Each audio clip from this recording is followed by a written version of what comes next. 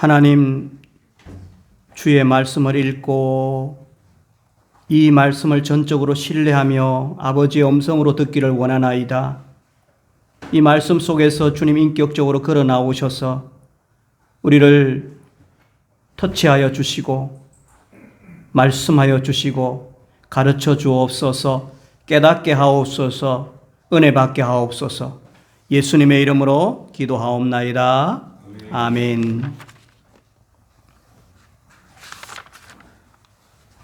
은혜와 평강 그리고 감사와 기쁨이라고 하는 제목으로 빌립보서 1장 1절부터 6절을 근거로 함께 말씀을 나누려고 합니다.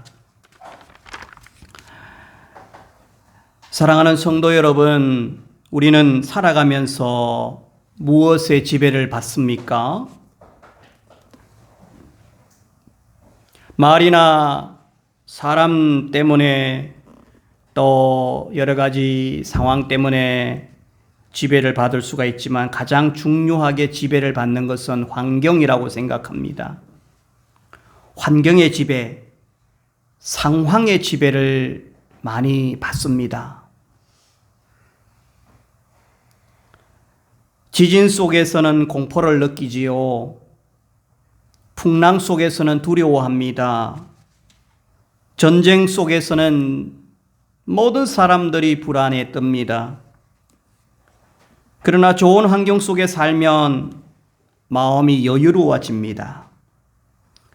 춥고 어두운 곳에 있으면 마음까지 움츠려 들게 마련입니다.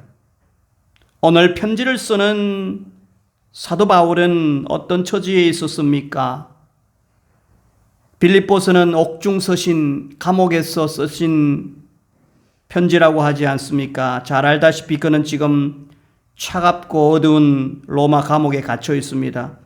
언제 죽을지 몰라요. 내일을 기약할 수가 없어요. 춥습니다. 보일러가 깔려있는 감옥이겠습니까? 냉기가 땅에서 스물스물 올라옵니다. 음식도 물도 대소변도 자유롭지를 않습니다. 손발이 어쩌면 착고에 묶여 있을런지도 모릅니다. 매우 불편해요. 보통 사람 같으면 중환자실에 들어가서 온 손을 묶고 다리를 묶고 이렇게 주사 바늘을 꼽게 되어지면은 많은 우리 연약하고 이런 늙은 우리 부모님들 같은 경우에는 선망정세라고 하는 것을 경험하게 되죠. 정신줄을 놓을 수밖에 없어요. 사도 바울이 지금 감옥에서 환경이 너무너무 좋지 않은 상황 속에서 놓여 있습니다. 그런데도 놀랍게도 그 감옥에서 쓰신 이 빌립보서의 별명은 슬픔의 서신이 아니라 기쁨의 서신입니다. 바울은 절망의 자리에서 오히려 밖에 있는 성도들을 향하여서 위로와 격려, 희망과 소망의 언어를 외치고 있습니다. 어떻게 해요? 기뻐하라, 감사하라. 어떻게 이것이 가능할까요? 어떻게 이렇게 감옥 속에서 오히려 정신줄을 놓고 정신 이상 정세를 경험할 수밖에 없는 그런 상황 속에서 어떻게 기뻐하라, 감사하라라고 하면서 다른 사람들을 향하여서 이렇게 위로하고 격려할 수 있었던 걸까요? 바울이 누렸던 이 축복, 이 바울의 4가지 신앙의 보석을 우리도 얻어야 한다고 생각합니다. 저는 오늘 이 본문을 읽는 동안에 여러분들이 몇 가지 중요한 이 말씀 속에서 중요한 단어를 만날 수가 있는데요. 1절부터 보면은 종, 은혜, 평강, 감사, 기쁨, 간구, 복음에 참여하다, 또 착한 일, 확신, 이라는 단어를 등장하는 것을 우리는 볼 수가 있습니다. 만날 수가 있습니다. 그 중에서 저는 많고 많은 명사형의 단어들도 다 귀하지만은 무엇보다도 은혜와 평강이라고 하는 보석, 그리고 감사와 기쁨이라고 하는 우리 인간 내면에서 일어나는 이 귀한 이 솟구쳐 오르는 놀라운 것, 그리고 은혜와 평강은 하나님께로부터 오는 그런 놀라운 보석과도 같은 선물 아닙니까? 하나님이 주시는 그 선물, 은혜와 평강. 그래서 내 마음 속에서 그것 때문에 일어나는 감사와 기쁨, 이 네 가지 보석을 우리 함께 오늘 만나기를 원하고 캐기를 원하는 것입니다. 그래서 영적인 독감이 아니라 은평감기, 은혜와 평강, 감사와 기쁨, 은평감기, 이렇게 우리가 신조어를 하나 만들어 봅시다. 이번 주간에 우리 함께 이 보석을 캐고 이것을 큰 영적인 놀라운 이 귀한 선물을 간직할 수 있기를 바랍니다. 첫 번째로 은혜로 시작하여 평강을 누리는 삶을 우리가 확보해야 되겠습니다. 은혜로 시작하여서 평강을 누리는 삶을 우리 모두 붙잡기를 바랍니다. 바울은 먼저 2절에서 축복합니다. 2절, 은혜와 평강이 여러분들에게 있기를 원합니다. 은혜와 평강이 있을지어다, 이렇게 축복합니다. 우리 모두도 우리 자신에게 그리고 이웃에게 하나님, 이번 한 주간 은혜와 평강을 빌고 은혜와 평강을 사모하는 우리가 되게 하옵소서. 우리가 그렇게 축복하면서 이 축복을 받기를 원합니다. 성경에서 은혜는 카리스, 무슨 뜻일까요?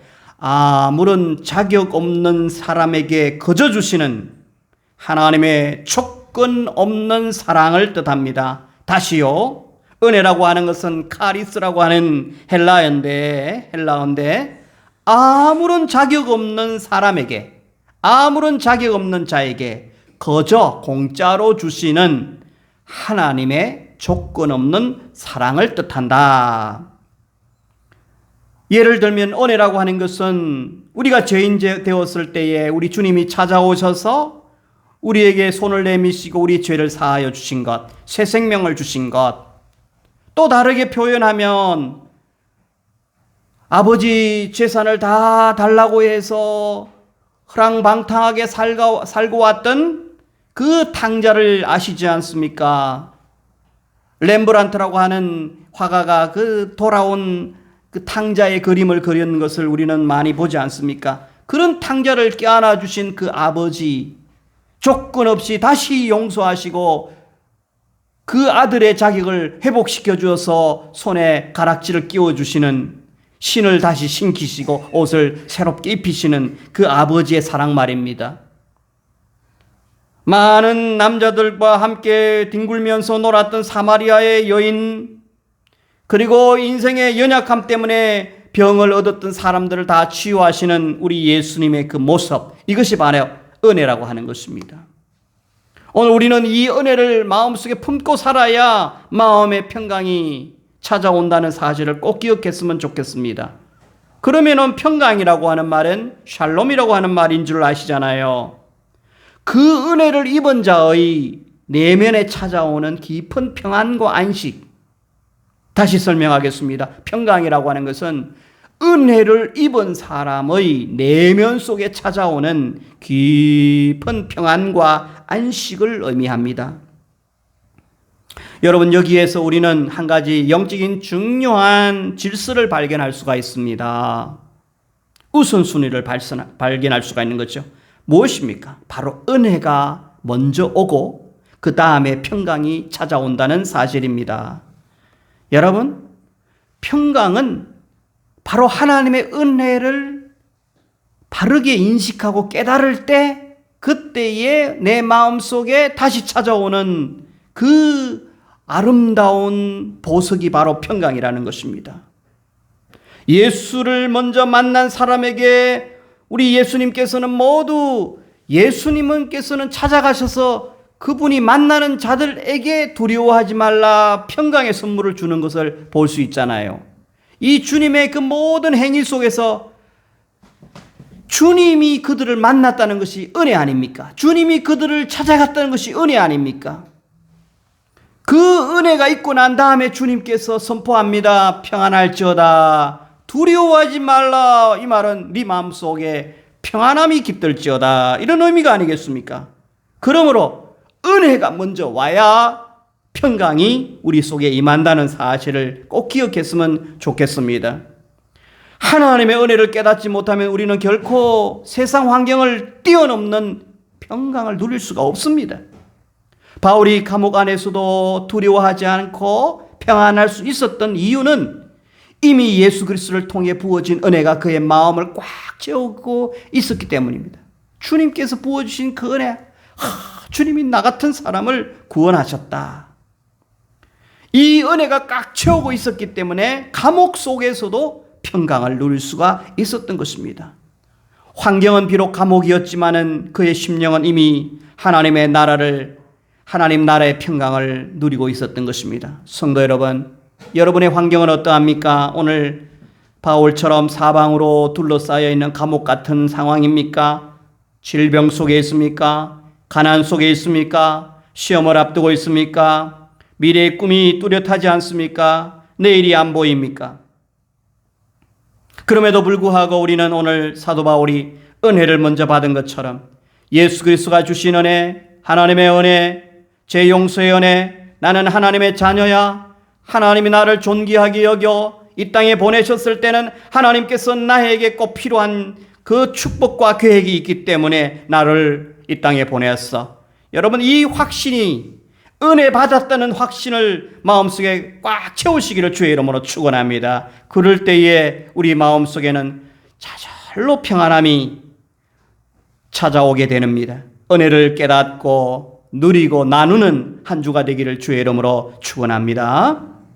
두 번째로 바울은 복음의 동력을 기억할 때 감사와 기쁨이 솟구치는 것을 경험할 수가 있었습니다. 다시 말씀드리겠습니다. 두 번째는 바로 복음의 동력을 기억할 때, 복음을 위하여 함께 뛰는, 함께 일하는 것을 항상 기억할 때 감사와 기쁨의 보석을 켤 수가 있다는 겁니다. 3절과 4절에서 솔직한 고백을 전합니다. 내가 너희를 생각할 때마다 나의 하나님께 감사하며 간구할 때마다 너희 무리를 위하여 기쁨으로 항상 간구한다. 생각할 때 하나님께 감사한다. 너희들을 생각할 때 하나님께 감사하고, 너희들을 생각하면서 기도할 때, 간구할 때 너희 무리를 위하여 기쁨이 왜 이렇게 내 속에서 솟구치는지 모르겠어. 이런 이야기입니다.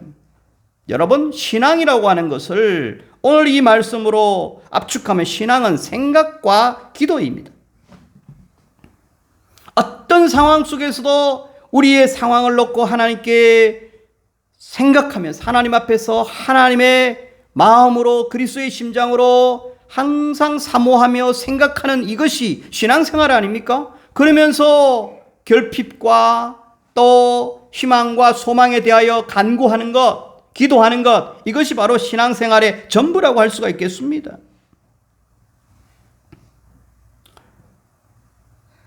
여러분, 바울의 마음속에는 빌립보 성도들을 향하여 항상 생각하고 그들을 항상 위하여 기도하고 하는 것을 볼 수가 있는데, 그 삶 속에 감사와 기쁨이 가득했습니다. 그 이유가 궁금하지 않습니까?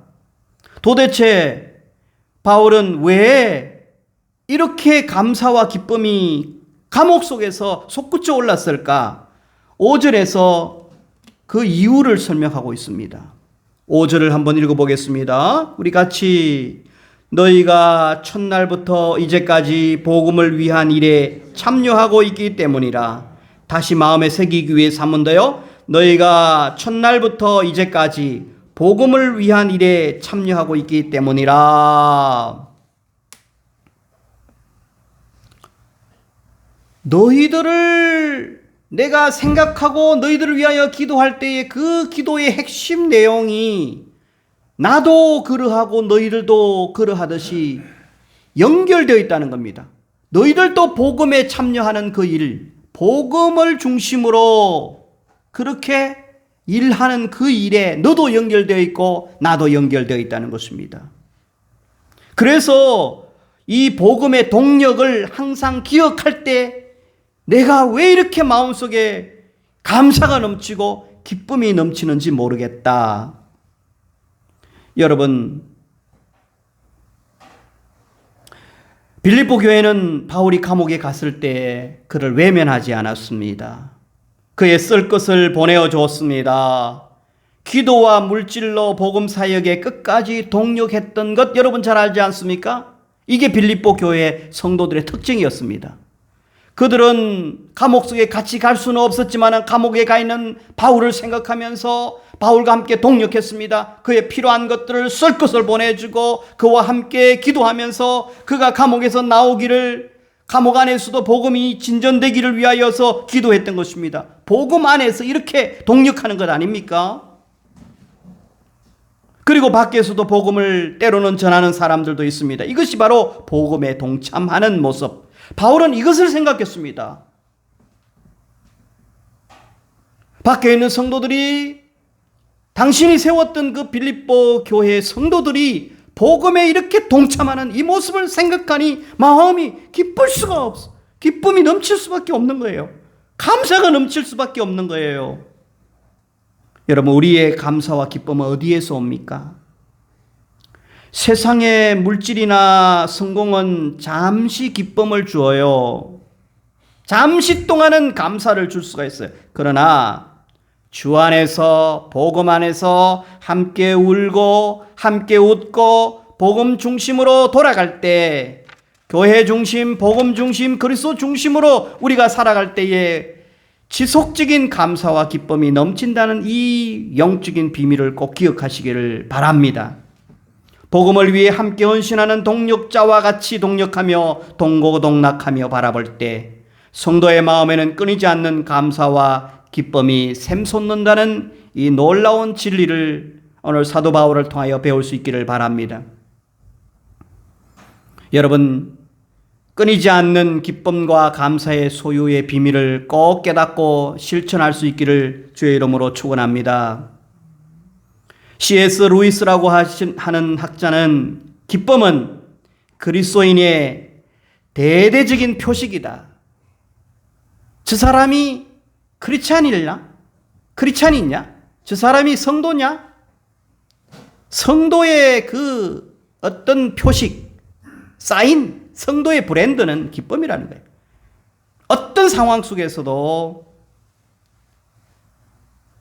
기뻐할 수 있는 그것이 바로 성도의 특권이라는 겁니다. 감사는 환경의 산물이 아니라 심령의 태도이다. 존 파이퍼라고 하는 목사님은 이렇게 말씀하셨습니다. 감사는 환경의 산물이 아니라 심령의 태도이다.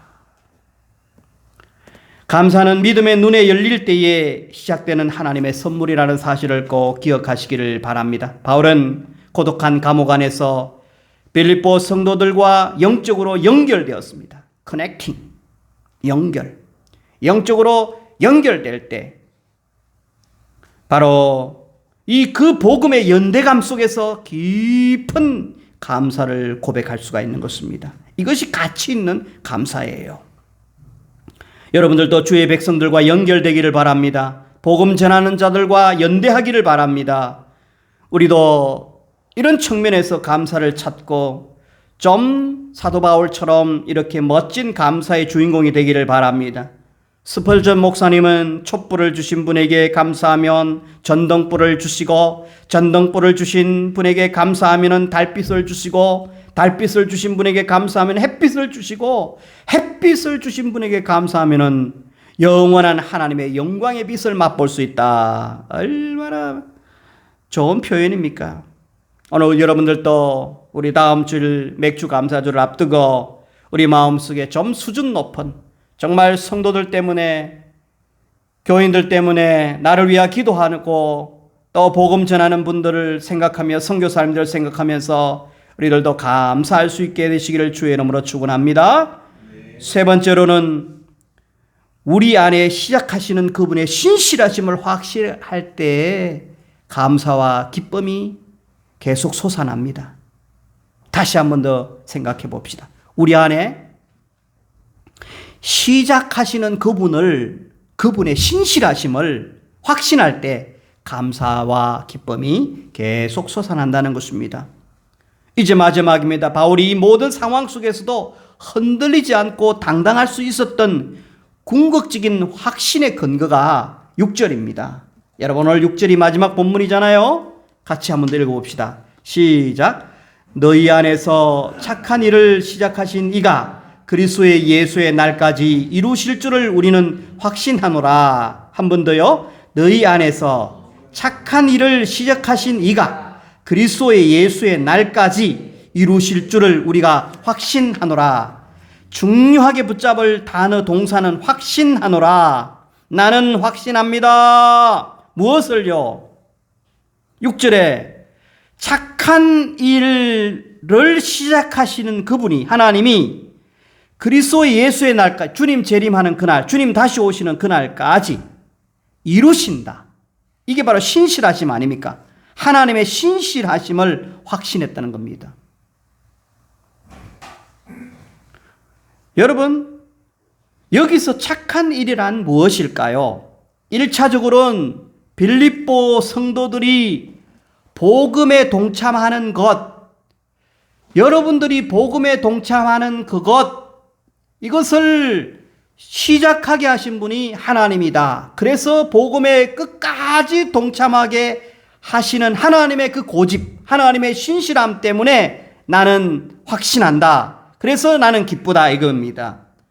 좀 더 넓게는 빌립보 성도들이 가지고 있는 복음에 대한 열정뿐만 아니라 우리를 구원하시고 변화시키는 하나님의 구원 사역, 착한 일이란 하나님은 반드시 우리를 구원하시고 구원하신 그 사람을 변화시키시고 그들을 공급하시고 또 그들에게 축복하시고 그들을 통하여서 하나님께서는 영광을 받으시는 그 일을 우리 하나님이 시작했다면 끝까지 하나님의 신실하신 성품 때문에 이루신다. 바울은 이것에 대한 확신이 있었어요. 자기의 그 고집, 자기의 열정, 자기의 신실함이 근거가 아니라 하나님의 신실하심. 하나님은 한 번 물었으면 놓지 않는 분이다. 하나님은 한 번 계획했으면 끝까지 이루시는 분이다. 이것에 대한 확신이 딱 서니까 마음속에 찾아오는 것이 뭡니까? 감동과 기쁨과 감격과 감사가 넘치는 거지요. 여러분, 이 믿음 우리에게도 있어야 될 줄 믿습니다. 우리가 때로 낙심하고 낙담하고 절망하고 포기하는 이유가 무엇입니까? 자기를 바라보니까 그래요. 환경을 바라보니까 그래요. 내 모습, 내 건강, 내 능력, 이 상태에서 내가 어떻게 믿음 생활 잘할 수 있을까? 내 모습 보니까 변화가 되지 않아. 내 몸을 보니까 소망이 없어. 연약해. 내 환경 보니까, 내 물질 보니까 별로 없어. 이룰 수 없을 거야. 우리가 낙심하는 것은 나를 바라보기 때문에 그렇습니다. 우리는 연약합니다. 내 안에 연약함밖에 없어요. 그러나 바울은 선포합니다. 이 일을 시작하시는 분은 내가 아니라 하나님이다.